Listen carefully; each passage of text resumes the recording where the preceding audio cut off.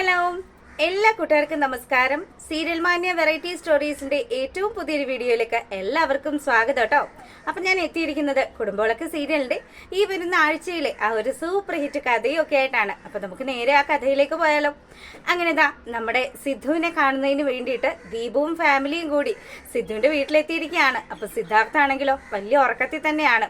അതുകൊണ്ട് തന്നെ നമ്മുടെ സുമിത്ര പറയുന്നുണ്ട്, ദീപു പുള്ളിക്കാരൻ ഉറക്കത്തിലാണ്, നീ കുറച്ചു നേരം ഇവിടെ ഇരിക്കുക, ഞാൻ അദ്ദേഹത്തെ ഉണർത്താമെന്നൊക്കെ പറഞ്ഞ സുമിത്ര അങ്ങ് പോവാ. അപ്പൊ ഈ സമയത്താണെങ്കിലും നമ്മുടെ അപ്പു ഇങ്ങനെ നിന്ന് ആലോചിക്കുക കേട്ടോ. എന്തായാലും പൂജയുടെ വീട്ടിൽ വന്നിട്ട് പൂജ തന്നെ വലിയ കാര്യമായിട്ടൊന്നും മൈൻഡ് ചെയ്യില്ലല്ലോ.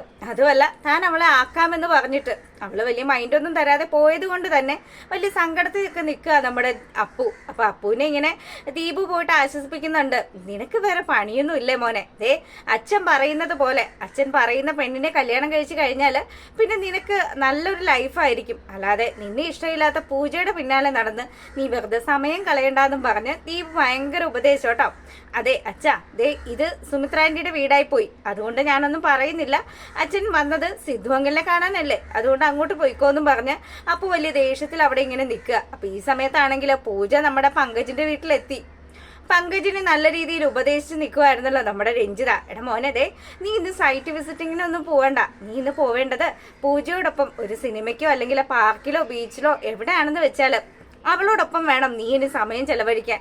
എന്തായാലും ഒരുപാട് ദിവസങ്ങളൊന്നും നമ്മുടെ മുന്നിൽ ഇല്ലല്ലോ, അതുകൊണ്ട് തന്നെ എത്രയും പെട്ടെന്ന് തന്നെ നീ അവളെ എങ്ങനെയും നിന്റെ വരുതിയിലാക്കണമെന്നുള്ള കാര്യം പറയുകയാണ്. അപ്പൊ ഇത് പറഞ്ഞുകൊണ്ട് നിൽക്കുമ്പോഴാണ് തേടിയ വള്ളി കാലി ചുറ്റി എന്ന് പറയുന്നത് പോലെ പൂജിത നമ്മുടെ പങ്കജിന്റെ വീട്ടുപടിക്കൽ വന്ന് നിൽക്കുന്നത്. അപ്പൊ ഇവളെ കണ്ടതും പങ്കജിന് വലിയ സന്തോഷമായി കേട്ടോ. നമ്മുടെ രഞ്ജിതയാണെങ്കിലോ ഇത്രയും കാലം പൂജയോട് കാണിച്ചിരുന്ന ദേഷ്യമൊക്കെ അങ്ങ് മാറ്റി വെച്ചിട്ട് പൂജയെ വളരെ സ്നേഹത്തോടു കൂടി ഇങ്ങോട്ട് സ്വീകരിക്കുകയാണ്. അപ്പം സരസ്വതി അമ്മ മൂലം പൂജ അവിടെ അനുഭവിക്കുന്ന ദുഃഖങ്ങളെല്ലാം പങ്കജ് പറഞ്ഞ് നമ്മുടെ രഞ്ജിതയ്ക്ക് അറിയാലോ. അതുകൊണ്ട് തന്നെ രഞ്ജിതയാണെങ്കിൽ അവളുടെ ആ ഒരു ഭാവവും രൂപവും എല്ലാം അങ്ങോട്ട് മൊത്തത്തിൽ ചേഞ്ച് ചെയ്യാണ്. അപ്പം എന്താ പൂജ വലിയ കാര്യമായിട്ട് വീട്ടിലേക്ക് കയറി വരുമ്പോൾ, മോളെ നീ വാ, എന്തായാലും ദേ നിനക്ക് മനസ്സിലായില്ലേ, ഈ പങ്കജും ഈ അപ്പച്ചിയും ഒക്കെ മാത്രമേ നിനക്ക് ഉണ്ടാവുള്ളൂ എന്നുള്ള കാര്യം ഞാൻ എല്ലാ കാര്യങ്ങളും പങ്കജ് പറഞ്ഞ് അറിഞ്ഞായിരുന്നു. എൻ്റെ ഏട്ടൻ്റെ മോളാണ് നീ, ഇനി ഒരിക്കലും എൻ്റെ മോള് സങ്കടപ്പെടാനായിട്ട് ഈ രഞ്ജിതാൻ്റെ ഉള്ളപ്പം സമ്മതിക്കില്ല എന്നൊക്കെ പറഞ്ഞ് ഭയങ്കര ഡയലോഗ് അടിക്കുക. അപ്പൊ പൂജയ്ക്ക് അറിയാലോ രഞ്ജിത ചില്ലറക്കാരിയല്ല എന്നുള്ള കാര്യം. എന്തെങ്കിലുമൊക്കെ മനസ്സിൽ വെച്ചുകൊണ്ടായിരിക്കും പൂജയെ ഇത്ര രീതിയിൽ സ്നേഹിക്കാനായിട്ട് രഞ്ജിത ആക്ട് ചെയ്യുന്നത് എന്ന് നമ്മുടെ പൂജയ്ക്ക് മനസ്സിലാകുകയാണ്. അപ്പൊ പൂജയാണെങ്കിലോ വലിയ കാര്യമൊന്നും ആക്കുന്നില്ല കേട്ടോ. അപ്പം ആൻറ്റി എനിക്കിപ്പം ഭക്ഷണമൊന്നും വേണ്ട, ഞാൻ ഓഫീസിലേക്ക് പോകാൻ തുടങ്ങുകയായിരുന്നു, അപ്പം ഇവിടെ പങ്കജ് എന്തോ ഒരു ഫയൽ വെച്ചിട്ടുണ്ടെന്ന് പറഞ്ഞു, അതെടുക്കാൻ വേണ്ടി വന്നതാണെന്നും പറഞ്ഞ് അവൾ അങ്ങനെ നിൽക്കുമ്പോഴത്തേക്കിനും പങ്കജ് പറയാം, ഇന്നത്തെ മീറ്റിങ്ങുകളെല്ലാം ഞാൻ മാറ്റി വെച്ചിരിക്കുകയാണ്, പിന്നെ തൻ്റെ സങ്കടമൊക്കെ ഒന്ന് മാറ്റണം, അതുകൊണ്ട് നമുക്കൊന്ന് പുറത്തു പോയാലോ എന്ന് ചോദിക്കുക. അപ്പം രഞ്ജിതയാണെങ്കിൽ കട്ടയ്ക്ക് സപ്പോർട്ട് ചെയ്യുന്ന അവസരത്തിൽ പൂജയാണെങ്കിലോ ആദ്യമൊക്കെ ഒന്ന് മടിച്ചെങ്കിലും ആയിക്കോട്ടെ, സങ്കടമൊക്കെ മാറാൻ വേണ്ടിയിട്ടാണല്ലോ, അപ്പോൾ ഒന്ന് പുറത്ത് പോയി ഒന്ന് ഫ്രഷ് ആവുന്നത് അവൾക്കും വലിയ താല്പര്യമായി. അങ്ങനെ പങ്കജിനോടൊപ്പം നമ്മുടെ പൂജ പോവുകയാണ്. അപ്പോൾ ഈ സമയത്താണെങ്കിലോ രഞ്ജിത അരവിന്ദനോട് പറയുകയാണ്, അതേ വിചാരിച്ചതിനേക്കാട്ടിലും മിടുക്കനാണ് നമ്മുടെ മോൻ, അവൻ എത്ര സ്പീഡായിട്ടാണ് കാര്യങ്ങൾ മുന്നോട്ട് കൊണ്ടുപോകുന്നത്. എന്തായാലും 4 മാസത്തെ കാലയളവിനുള്ളിൽ ഉറപ്പായിട്ടും നമ്മുടെ മോൻ പൂജയെ വിവാഹം കഴിച്ചിരിക്കും, ഇല്ലെങ്കിൽ ഈ രഞ്ജിത കഴിപ്പിച്ചിരിക്കും. അപ്പൊ ഇതൊക്കെ കേൾക്കുമ്പോൾ അരവിന്ദന് വലിയ സന്തോഷമായി കേട്ടോ.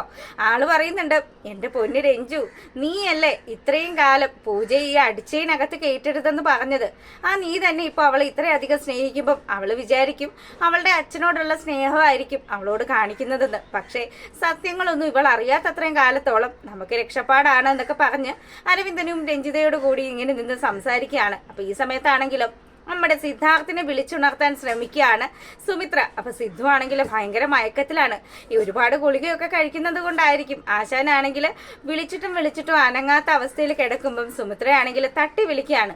അപ്പം സിദ്ധാർത്ഥ് നിങ്ങൾക്ക് എന്തെങ്കിലും പ്രശ്നമുണ്ടോ എന്ന് ചോദിക്കുമ്പം സിദ്ധു പതിയെ മയക്കത്തിൽ നിന്ന് ഇങ്ങോട്ട് എഴുന്നേറ്റ് പാടെ സിദ്ധു പറയുന്ന, സുമിത്ര താൻ കുറേ നേരമായോ എന്നെ വിളിക്കാൻ തുടങ്ങിയിട്ട്, ഗുളികയൊക്കെ കഴിക്കുന്നത് കൊണ്ടാണെന്ന് തോന്നുന്നു, എനിക്ക് ഭയങ്കര ക്ഷീണം ഉണ്ടെന്ന് പറയുക. ദേ ഇപ്പൊ മരുന്ന് കഴിക്കേണ്ട സമയമായി. സിദ്ധുവിനെ കാണാൻ വേണ്ടിയിട്ട് ചിത്രയും ദീപവും അപ്പവും കൂടി ഇവിടെ വന്നിട്ടുണ്ട്. അപ്പം അവര് പുറത്ത് വെയിറ്റ് ചെയ്യാണ്. ഞാൻ അവരെ ഇങ്ങോട്ട് വിളിക്കട്ടെ എന്ന് പറയുമ്പം താൻ ആദ്യം ഒരു കാര്യം ചെയ്യും, എനിക്ക് കുടിക്കാൻ കുറച്ച് വെള്ളവും എൻ്റെ ടാബ്ലറ്റും ഇങ്ങോട്ട് എടുക്കുമെന്ന് പറയാ. അപ്പൊ സുമിത്ര വളരെ സ്നേഹത്തോടു കൂടി തന്നെ നമ്മുടെ സിദ്ധുവിനെ പരിചരിക്കുകയാണ്. ഗുളികയൊക്കെ എടുത്തു കൊടുത്തു. അങ്ങനെതാ നമ്മുടെ ദീപവും ചിത്രയും ഒക്കെ സിദ്ധുവിന്റെ വിശേഷങ്ങൾ തിരക്കാൻ ചെല്ലുകയാണ്. സിദ്ധാർത്ഥിന് കാര്യങ്ങളെല്ലാം അറിയാവോ എന്ന് തന്നെ അറിയുന്നതിന് വേണ്ടിയിട്ടാണല്ലോ ദീപു അങ്ങോട്ടേക്ക് ഇടിച്ചു തള്ളി വന്നിരിക്കുന്നത്. എന്തായാലും പരമശിവത്തിനും രഞ്ജിതയോടും ഒപ്പം നിന്ന് കളിച്ചത് ദീപുവാണ്. അപ്പം സത്യങ്ങൾ എങ്ങാനും മനസ്സിലാക്കിയിട്ടാണ് സിദ്ധു തിരികെ എത്തിയിട്ടുള്ളതെങ്കിൽ ഉറപ്പായിട്ടും സിദ്ധു ഈ സമയം തന്നെ നമ്മുടെ ദീപുവിന്റെ നേരെ ആഞ്ഞടിക്കുമെന്നുള്ള കാര്യത്തിൽ ഒരു സംശയവും ദീപുവിനില്ല. അപ്പൊ പേടിച്ചാണ് ചെല്ലുന്നത്. എന്നാൽ കൂടിയും സിദ്ധാർത്ഥ് വളരെ കാര്യമായി തന്നെയാണ് ദീപുവിനെയും കുടുംബത്തെയും സ്വീകരിക്കുന്നത്. അപ്പൊ അവരിങ്ങനെ സംസാരിക്കുമ്പോൾ സിദ്ധു കാര്യങ്ങളൊന്നും മനസ്സിലാക്കിയില്ല എന്നുള്ള ആ ഒരു ആശ്വാസത്തിലാണ് ദീപു നിൽക്കുന്നത്. അപ്പം വിശേഷമൊക്കെ ചോദിച്ചു. ഇപ്പം പ്രശ്നങ്ങളൊന്നും ഇല്ല, ചെറിയ പെയിനും കാര്യങ്ങളും ഒക്കെ ഉള്ളൂ. പിന്നെ എന്താണ് ഇനി അടുത്ത പരിപാടി എന്നൊക്കെ ദീപു ചോദിക്കുമ്പോഴത്തേക്കിനും ഈ വയ്യായികയൊക്കെ മാറിക്കഴിഞ്ഞാൽ നാട്ടിൽ തന്നെ സെറ്റിൽ ആവണം, നഷ്ടപ്പെട്ടു പോയ ശ്രീനിലയം തിരികെ പിടിക്കണം, ഇതൊക്കെയാണ് ഇനി എൻ്റെ ഭാവി പരിപാടി. എന്തായാലും ഇനി എൻ്റെ മക്കൾക്കും അമ്മയ്ക്കും ഒക്കെ വേണ്ടി ജീവിക്കണം എന്നുള്ള കാര്യമൊക്കെ സിദ്ധു ഇങ്ങനെ പറയുമ്പം ശീതളും ഒക്കെ അവിടെ നിൽപ്പുണ്ട് കേട്ടോ. അപ്പൊ ശീതൾ ഇവിടെ നിൽക്കുന്ന കാണുമ്പോൾ ഉടനെ ദീപു ചോദിക്കുന്നുണ്ട്, അല്ല ശീതൾ എന്താണ് ഇവിടെ വന്ന് നിൽക്കുന്നത്? ശീതള് സച്ചിനുമായിട്ട് ചെറിയ പ്രശ്നങ്ങളൊക്കെ ഉണ്ടായി എന്നുള്ള കാര്യം സരസ്വതി അമ്മ ദീപുവിന്റെ അടുത്ത് പറയുകയാണ്. അപ്പൊ ഉടനെ തന്നെ എന്താ മോളെ, എന്താ പ്രശ്നം? ദീപുവിൽ ഇടപെടണോന്ന് ചോദിക്കുകയാണ്. ഇല്ല വേണ്ടെങ്കിലേ, എന്തായാലും ആ വിഷയമൊക്കെ അച്ഛൻ സോൾവ് ചെയ്തോളൂ എന്നൊക്കെ പറഞ്ഞ് ശീതൾ അങ്ങോട്ട് വലിയാണ്. അപ്പൊ ഈ സമയത്താണെങ്കിലോ സുമിത്രയാണെങ്കിലും വലിയ വിഷമത്തിലൊക്കെയാണ് ശീതളിന്റെ കാര്യമൊക്കെ ആലോചിച്ചിട്ട്. പിന്നെ അത് മാത്രമല്ല, എന്തായാലും സച്ചിന്റെ ഒപ്പം, സച്ചിന് ഇതുപോലെ ഭ്രാന്താണെങ്കിൽ ഒരിക്കലും തന്റെ മകളെ സച്ചിന്റെ ഒപ്പം വിടാനായിട്ട് തനിക്ക് പറ്റില്ല എന്നുള്ള കാര്യമൊക്കെ ഇവളിങ്ങനെ പറയുമ്പം സിദ്ധുവും ആ ഒരു കാര്യത്തിൽ തീരുമാനമെടുക്കാമെന്നുള്ള കാര്യങ്ങളൊക്കെ ഇങ്ങനെ സംസാരിക്കുകയാണ്. അങ്ങനെ ദീപവും കുടുംബവും വളരെ ആശ്വാസത്തില് ആ വീട്ടിൽ നിന്നും പടിയിറങ്ങുന്ന സമയത്താണെങ്കിലോ നമ്മുടെ പങ്കജാണെങ്കിലോ പൂജയും കൂട്ടി ഷോപ്പിങ്ങിനും അതുപോലെ മാളുകളും പാർക്കും ഒക്കെ തോറും ഇങ്ങനെ നടക്കുകയാണ്. അപ്പം പൂജയുടെ മനസ്സിലേക്ക് എത്രമാത്രം വിഷം കുത്തി നിറയ്ക്കാമോ അത്രത്തോളം വിഷം നമ്മുടെ അപ്പുവിനെ കുറിച്ചിട്ട് ഉണ്ടാക്കി പറഞ്ഞുകൊണ്ടേ ഇരിക്കുകയാണ് പങ്കജ്. പങ്കജിന് പിന്നെ ആ കാര്യത്തിൽ എന്താ ആരും പറഞ്ഞു പഠിപ്പിക്കേണ്ട ആവശ്യമൊന്നും ഇല്ലല്ലോ. 10 ഗുണം 10 ഗുണം എന്ന് പറയുന്നത് പോലെ തന്നെ രഞ്ജിതയുടെ അതേ ജീനാണ് നമ്മുടെ പങ്കജിന്റെ സിരയിലൂടെ ഒഴുകുന്നത്. അതുകൊണ്ട് തന്നെ ഇവനാണെങ്കിലോ അപ്പുവിനെ കുറിച്ചിട്ട് കുറ്റമൊക്കെ പറയുമ്പം ആദ്യം നമ്മുടെ പൂജയാണെങ്കിൽ ദേ ഞാനൊരു കാര്യം പങ്കജിനോട് ഇപ്പോഴേ പറഞ്ഞേക്കാം, അപ്പുവേട്ടനെ കുറിച്ചിട്ട് ഇങ്ങനെയൊന്നും പറയുന്നത് എനിക്ക് ഇഷ്ടമല്ല കേട്ടോ. അപ്പം ഒരു പരിധി വരെ പൂജ ഇതെല്ലാം ഇങ്ങനെ കേൾക്കാത്ത മട്ടിൽ നിൽക്കുമ്പോഴും എടി ഞാൻ പറയുന്നത് നിന്നോടുള്ള സ്നേഹം കൊണ്ടാണ്. അപ്പവും സ്നേഹയും തമ്മിൽ എന്തൊക്കെയോ ഇടപാടുണ്ടെന്നുള്ളത് എനിക്ക് നേരത്തെ തോന്നിയത് തന്നെയാണ്.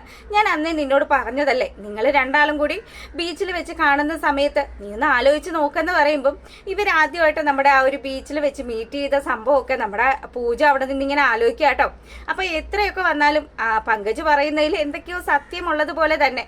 പിന്നെ നമ്മുടെ ദീപുവങ്കളുടെ നാവിൽ നിന്ന് തന്നെയാണ് പൂജ ഈ സത്യങ്ങളെല്ലാം തിരിച്ചറിഞ്ഞത്. ആ സമയത്ത് നമ്മുടെ അപ്പു ആണെങ്കിൽ എതിർത്തൊരു വാക്കുപോലും പറയുന്നുണ്ടായിരുന്നില്ല. പക്ഷെ ഈ കാര്യങ്ങളൊക്കെ ആലോചിക്കുമ്പം നമ്മുടെ പൂജയ്ക്ക് വലിയ വിഷമമൊക്കെ ഉണ്ട്. എന്നാൽ കൂടിയും പങ്കജിന്റെ മുന്നിൽ സങ്കടങ്ങളൊന്നും ഇല്ല എന്ന് അവളിങ്ങനെ വരുത്തി തീർക്കുകയാണ്.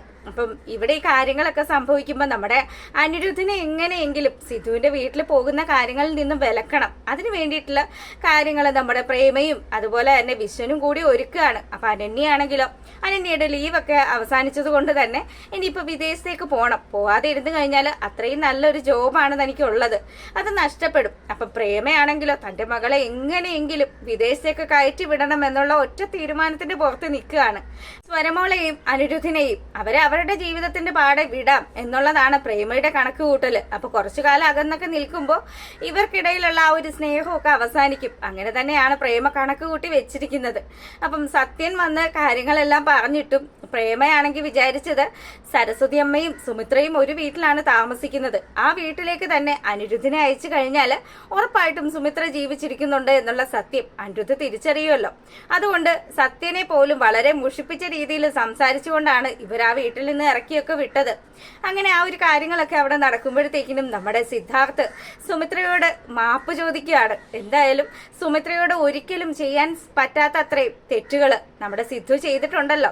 അപ്പൊ ആ തെറ്റുകൾക്കെല്ലാം സുമിത്രേ ഒരിക്കൽ കൂടി നീ എനിക്ക് മാപ്പ് തരണോന്ന് പറയുക. ഒരിക്കലും ഞാൻ ഇതിനൊന്നും അർഹനല്ല, എന്നാലും ഈ ഒരു ഏകാന്തതയിൽ എനിക്ക് ഒരു ജീവിതം വേണം എന്നുള്ളൊരു തോന്നലൊക്കെ ഉണ്ട് എന്നുള്ള കാര്യമൊക്കെ സുമിത്രയോട് പറയുമ്പോൾ സുമിത്രയാണെങ്കിലോ വലിയ മൈൻഡൊന്നും ഇല്ലാതെ എൻ്റെ ജീവിതത്തിൽ രോഹിത് മാത്രമേ ഉള്ളൂ എന്നുള്ള രീതിയിൽ അവള് സംസാരിക്കുകയാണ്. പക്ഷെ സിദ്ധുവിന്റെ മനസ്സിലിരിപ്പും സരസ്വതി അമ്മയുടെ മനസ്സിലിരിപ്പു എന്ന് പറഞ്ഞാല് എങ്ങനെയെങ്കിലും സുമിത്രയെ ഇവരുടെ ജീവിതത്തിലേക്ക് കൊണ്ടുവരണം. പൂജയുടെ അപ്പച്ചിയോടൊപ്പം പോയി അവിടെ പോയി താമസിച്ചോട്ടെ എന്നുള്ളത് തന്നെയാണ് സരസ്വതി അമ്മയുടെ കാൽക്കുലേഷൻ. അപ്പം സുമിത്രയുടെ കാര്യങ്ങളെല്ലാം സംസാരിക്കുമ്പോഴത്തേക്കിനും സുമിത്രയാണെങ്കിലും ഒരു ഒഴുക്കം മട്ടിൽ അങ്ങനെ നിൽക്കുകയാണ്. എന്ത് തീരുമാനിക്കണം, എന്ത് ഇയാളോട് പറയണം എന്ന് പോലും അറിയാൻ പാടില്ലാത്തൊരവസ്ഥ.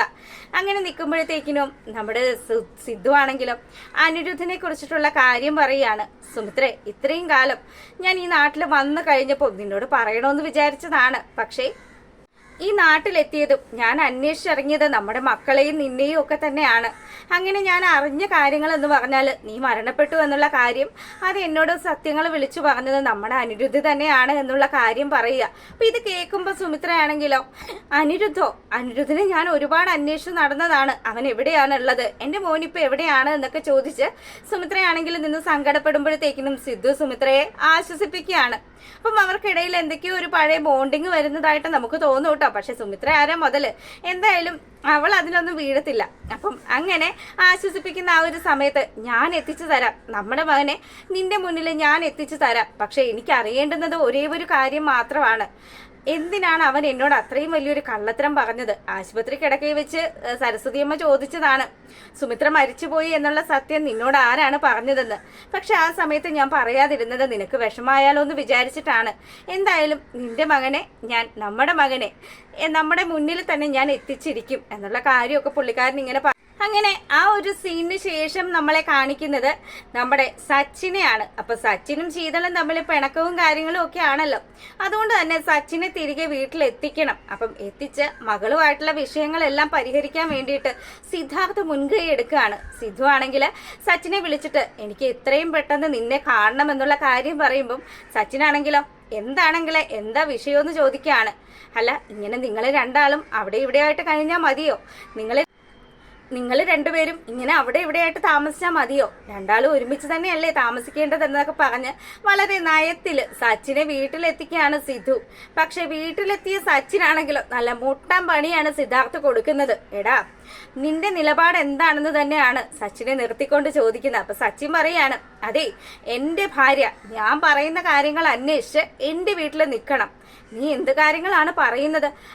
അവളുടെ അമ്മയെ കാണാൻ പാടില്ലെന്നും അവളുടെ സ്വന്തക്കാരോടും ജ്യേഷ്ഠന്മാരോടും ഒപ്പം താമസിക്കാൻ പാടില്ലെന്നും ഒക്കെ ഉള്ളതാണോ നിന്റെ ആ ഒരു നിയന്ത്രണം? അതൊരിക്കലും നടക്കുന്ന കാര്യമല്ലല്ലോ. ഒരു വീട്ടിലും ഒരിടത്തും അതൊന്നും അനുവദിച്ചു കൊടുക്കാൻ സാധിക്കുന്ന കാര്യമല്ല. ഇന്ന് ഓരോരുത്തർക്കും ഓരോ സ്വാതന്ത്ര്യമൊക്കെ ഉണ്ട് എന്നുള്ള കാര്യമൊക്കെ സിദ്ധു ഇങ്ങനെ സച്ചിനെ പറഞ്ഞ് ബോധ്യപ്പെടുത്തുമ്പോൾ സച്ചിനാണെങ്കിൽ ഒരു പുച്ഛഭാവത്തിൽ നിൽക്കുകയാണ്. ഇയാള് പറയുന്നതൊന്നും കേൾക്കാനല്ല താൻ ഇവിടെ വന്നത്. പിന്നെ ശീതളെ, നിനക്ക് എന്നോടൊപ്പം വരണമെങ്കിൽ വരാം, അല്ലെങ്കിൽ നീ ഇവിടെ ദീർഘകാലം നിന്റെ അമ്മയോടും അച്ഛനോടും ഒപ്പം ഇവിടെ തന്നെ താമസിക്കേണ്ടി വരും എന്നുള്ള കാര്യം പറയുമ്പോഴത്തേക്കിനും സിദ്ധു ആണെങ്കിലോ ഞാൻ അന്ന് ആ വീട്ടിലും വന്നില്ലായിരുന്നെങ്കിൽ ഉറപ്പായിട്ടും ഇപ്പൊ ഞാൻ അനുഭവിക്കുന്ന കാര്യങ്ങൾ എൻ്റെ മകളായിരിക്കും അനുഭവിക്കേണ്ടി വരിക. അതുകൊണ്ട് നിന്നെ പോലെയുള്ളൊരു ഭ്രാന്തന്റെ അടുത്തേക്ക് ഒരു കാരണവശാലും ഞാൻ എൻ്റെ മകളെ ഇനി അയക്കില്ല എന്നുള്ള നിലപാടിൽ നമ്മുടെ സിദ്ധു നിൽക്കുമ്പോഴത്തേക്കിനും ശീതളാണെങ്കിലോ ശീതളിപ്പോ എന്ത് ചെയ്യുമെന്ന് അറിയാൻ പാടില്ലാത്ത അവസ്ഥയിലാണ്. ഭർത്താവിനോടൊപ്പം പോകണമോ അതോ തന്റെ അച്ഛനും അമ്മയും പറയുന്നത് പോലെ ഇവൻ നന്നായതിന് ശേഷം ഇവനോടൊപ്പം ജീവിക്കണോ എന്നുള്ള കാര്യമൊക്കെയാണ്. നീ ഒരു കാര്യം ചെയ്, ഇനി ഇവിടെ നിന്റെ അമ്മയോടും അച്ഛനോടും ഒപ്പം സുഖമായിട്ട് ജീവിച്ചോ. നിന്നെ പോലെ ഒരു വൃത്തികെട്ടവളെ ചുമക്കേണ്ട ആവശ്യമൊന്നും എനിക്കില്ല എന്നും പറഞ്ഞ് നമ്മുടെ ശീതളിനെ കുറിച്ച് കുറെ മോശമായ കാര്യങ്ങൾ അവിടെ സിദ്ധാർത്ഥിനെ നിർത്തിക്കൊണ്ട് സച്ചിൻ ഇങ്ങനെ പറഞ്ഞുകൊണ്ടിരിക്കുമ്പോൾ സിദ്ധു ആണെങ്കിലോ തന്റെ മകളെ കുറിച്ച് അനാവശ്യം പറഞ്ഞ സച്ചിന്റെ നാവ് പിഴുതെടുക്കാൻ ഇങ്ങ് വരികയാണ്. അവന്റെ കാരണം നോക്കി നല്ലൊരു അടി അങ്ങ് വെച്ച് കൊടുക്കുമ്പോഴത്തേക്കിനും സരസ്വതിയമ്മ, എടാ, ഇത് നിനക്ക് പണ്ടേ കിട്ടേണ്ടതാണ്. എന്റെ കുഞ്ഞിനെ നീ എന്തുമാത്രം കൊല്ലാക്കൊലയാണ് ചെയ്തത്. നീ ഇങ്ങനെയൊന്നും ജീവിച്ചാ പോരാ, നീ ജയിലിൽ കിടക്കണം, നീ ഈ ചെയ്ത് കൂട്ടിയതിനെല്ലാം ജയിലിൽ അനുഭവിക്കണം എന്നുള്ള കാര്യമൊക്കെ പറഞ്ഞ് അവന് പട്ടി ഇറക്കി വിടുന്നത് പോലെ അവിടെ നിന്ന് അങ്ങ് ഇറക്കി വിടുകയാണ്. അപ്പൊ സച്ചിനാണെങ്കിലും ഇനിയിപ്പോ എന്തായാലും നല്ല രീതിയിൽ പക പൂണ്ടാണ് പോയിരിക്കുന്നത്. ഉറപ്പായിട്ടും ഇവരുടെ ശത്രുപക്ഷത്തുള്ള ആരുടെങ്കിലും ഒപ്പം തന്നെ ഇവൻ കൂടി നമ്മുടെ സുമിത്രക്കിട്ടും സിദ്ധുവിനിട്ടും ശീതളിനിട്ടും ഒക്കെ മുട്ടം പണി കൊടുക്കാനുള്ള സാധ്യതയൊക്കെ ഉണ്ട്. അങ്ങനെ നമ്മുടെ സിദ്ധാർത്ഥിനെ കാണാൻ വേണ്ടിയിട്ട് അനിരുദ്ധ് വീട്ടിലേക്ക് വരികയാണ്. അപ്പം ലൊക്കേഷനും കാര്യങ്ങളും ഒക്കെ നേരത്തെ അയച്ചു കൊടുത്തത് കൊണ്ട് തന്നെ സരസ്വതി അമ്മയുടെ വീട് ലക്ഷ്യമാക്കി സരസ്വതി അമ്മയാണ് മകനെ നോക്കുന്നതെന്ന് മനസ്സിലാക്കി തന്നെയാണ് അനിരുദ്ധ് വീട്ടിലെത്തുന്നത്. വീട്ടിലെത്തുമ്പം വന്ന് കാണുന്ന കാഴ്ചയെന്ന് പറഞ്ഞാൽ സുമിത്ര അമ്മയെ കണ്ട് നമ്മുടെ അനിരുദ്ധ് ഞെട്ടുകയാണ്. അപ്പം മരണപ്പെട്ടു പോയി എന്നാണല്ലോ ദീപു എന്ന് പറയുന്ന കൊടും ചതിയൻ പറഞ്ഞു വെച്ചിരുന്നത്. പക്ഷേ തന്റെ അമ്മതാ ജീവനോട് കൂടി മുന്നിൽ നിൽക്കുന്ന കാഴ്ച കാണുമ്പോഴത്തേക്കിനും അനിരുദ്ധിന് സങ്കടമാണോ സന്തോഷമാണോ എന്താണ് അറിയില്ല. അനിരുദ്ധ ഓടിപ്പോയി സുമിത്രയെ കെട്ടിപ്പിടിക്കുകയാണ്. അപ്പം അമ്മയ്ക്കാണെങ്കിലും തന്റെ മകനെ കണ്ടപ്പോഴത്തേക്കിനും ഒരുപാട് സന്തോഷമായി കേട്ടോ. അപ്പൊ സിദ്ധു അപ്പുറം മാറി നിന്ന് അമ്മയും മകനും കൂടി ഇങ്ങനെ സ്നേഹിക്കുന്നത് കണ്ട് നിൽക്കുകയാണ്. അങ്ങനെ അപ്പം ഈ വന്ന സമയത്താണെങ്കിലോ നമ്മുടെ അനിരുദ്ധിനോടൊപ്പം സ്വരമോളും കൂടി ഉണ്ടായിരുന്നു കേട്ടോ. അപ്പൊ സ്വരമോളാണെങ്കിലോ എന്റെ ടീച്ചറമ്മ എന്നും പറഞ്ഞ് ഓടിപ്പോയി സുമിത്രയെ കെട്ടിപ്പിടിക്കുകയാണ്. അപ്പൊ തന്റെ കൊച്ചുമകളെയും അത് അനിരുദ്ധിന്റെ മകളാണ് എന്ന് അറിയുമ്പോഴത്തേക്കും സുമിത്രയ്ക്ക് ഒരുപാട് സന്തോഷമായി കേട്ടോ. ഇത്രയും കാലം തന്റെ കുഞ്ഞിനെയാണല്ലോ താൻ പഠിപ്പിച്ചിരുന്നത് എന്നുള്ള കാര്യമൊക്കെ ആലോചിക്കുമ്പോൾ സുമിത്രയ്ക്ക് വളരെയധികം സന്തോഷമായി. അങ്ങനെ കുഞ്ഞിനെ വാരി ഇങ്ങോട്ട് എടുക്കുകയാണ്. അപ്പൊ ഈ സമയത്താണെങ്കിലോ ഈ കാഴ്ചകളെല്ലാം കണ്ട് സിദ്ധാർത്ഥ് അവിടെ സന്തോഷത്തോടു കൂടി നിൽക്കുമ്പോൾ സരസ്വതി അമ്മയും അവിടെ അടുത്തുണ്ട്. അപ്പം സരസ്വതി അമ്മ വന്നിട്ട് ചോദിക്കുകയാണ്, ഡാ ആരാണ് നിന്നോട് ഇത്രയും കാലം നിന്റെ അമ്മ മരിച്ചുപോയി എന്നുള്ള കാര്യം പറഞ്ഞതെന്ന് ചോദിക്കുമ്പം അത് ഞാൻ പറഞ്ഞാല് അമ്മയ്ക്ക് വിഷമാവും, ദീപു അങ്കിൾ തന്നെയാണ് ആ സത്യം എന്നോട് പറഞ്ഞത് എന്നുള്ള കാര്യം അനിരുദ്ധ് വെട്ടി തുറന്ന് പറയുകയാണ്. അപ്പോഴാണ് സുമിത്രയ്ക്ക് സത്യങ്ങളുടെ ആ ഒരു കിടപ്പുവശം മനസ്സിലാകുന്നത്. ദീപുവും രഞ്ജിതയും തമ്മിലുള്ള ബന്ധവും അതുപോലെ തന്നെ ദീപു എന്തിനാണ് തന്റെ മകനോട് താൻ മരിച്ചുപോയി എന്നുള്ള സത്യമൊക്കെ പറഞ്ഞത് എന്നും ഇങ്ങനെ ആലോചിക്കുമ്പോഴത്തേക്കിനും അവൾക്ക് എന്തൊക്കെയോ ഒരു സ്പെല്ലിംഗ് മിസ്റ്റേക്ക് ഫീൽ ചെയ്യാണ്. എന്തായാലും തന്റെ ആങ്ങള ഇത്രയും കാലം തന്നോടൊപ്പം നിന്ന് തന്നെ ചതിക്കുമായിരുന്നു എന്നുള്ള കാര്യം സുമിത്ര മനസ്സിലാക്കുകയാണ്. അപ്പം സുമിത്രയും മക്കളും ഒക്കെ കൂടി ഒന്നിച്ച ഒരു സമയത്ത് രഞ്ജിതയ്ക്കും അതുപോലെ തന്നെ നമ്മുടെ ദീപുവിനും ഒക്കെ മുട്ടം പണിയൊക്കെ ആയിരിക്കും ഇനി വരുന്ന വീക്കുകളിലൊക്കെ കിട്ടാൻ പോകുന്നത്. അപ്പൊ അതെല്ലാരും കാത്തിരുന്ന് കാണുക. പക്ഷെ ഇതോടൊപ്പം തന്നെ നമ്മുടെ പൂജയും സുമിത്രയും തമ്മിലുള്ള നല്ലൊരു റിലേഷൻ അത് മിക്കവാറും പാളിപ്പോവാനുള്ള സാധ്യതയൊക്കെ കാണുന്നുണ്ട് കേട്ടോ. അപ്പം അത്തരത്തിലുള്ള ഒരു സൂപ്പർ ഹിറ്റ് പ്രമോ വിശേഷമാണ് വന്നിരിക്കുന്നത്. അപ്പം എല്ലാവരും കാണുക. എല്ലാവർക്കും നല്ലൊരു സൺഡേ ഒക്കെ ആശംസിച്ചുകൊണ്ട് വീഡിയോ വൈൻഡപ്പ് ചെയ്യുന്നു. താങ്ക്